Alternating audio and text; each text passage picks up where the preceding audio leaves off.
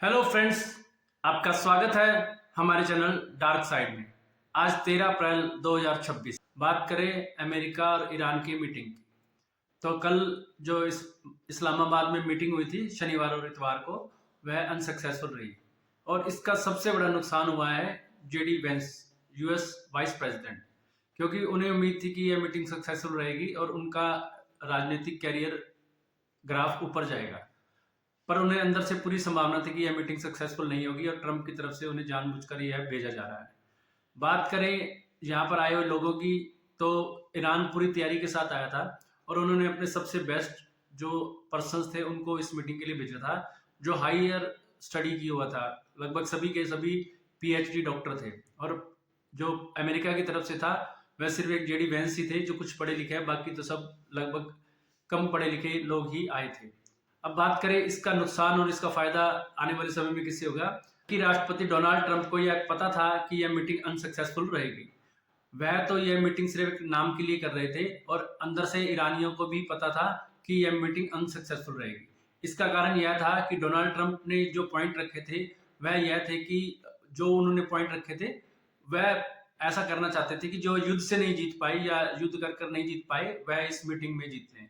और ईरान तो पहले ही प्रिपेयर होके आया था।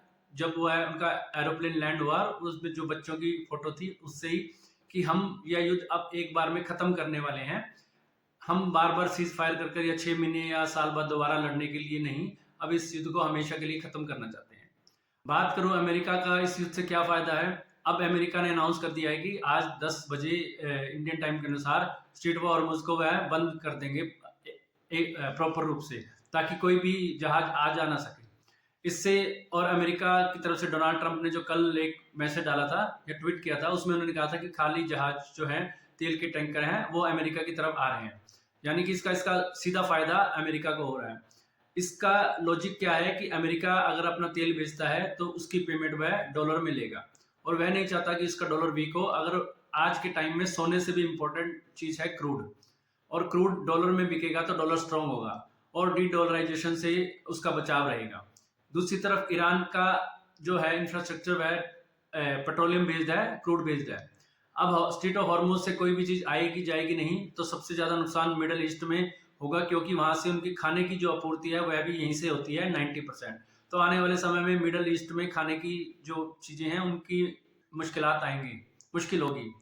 अब बात करें ईरान का जो इंफ्रास्ट्रक्चर और जो उसकी कमाई है, वह पेट्रोल के अलावा एक बार डिजिटल करेंसी में भी डील करते हैं, जैसे कि बिटकॉइन और इथेरियम वगैरह में। तो वहाँ उसकी प्रोडक्शन सबसे ज़्यादा है, इसी से उसके पास अकूत संपत्ति है। यह दिखाने के लिए है कि भी ईरान के पास कुछ नहीं है, पर ईरान के पास बहुत कुछ है।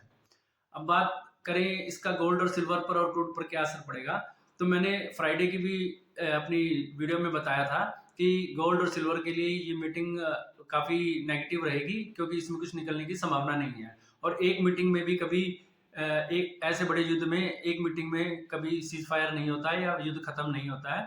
इसके लिए आने वाले समय में 2 या 3 या हो सकता है 10 मीटिंग भी करनी पड़े। पर अभी ईरान की तरफ से स्पष्ट शब्दों में कह दिया गया है कि हम आगे कोई मीटिंग नहीं करेंगे, हम इस वॉर को खत्म ही करेंगे एक ही बार में, कि या तो आर या पार।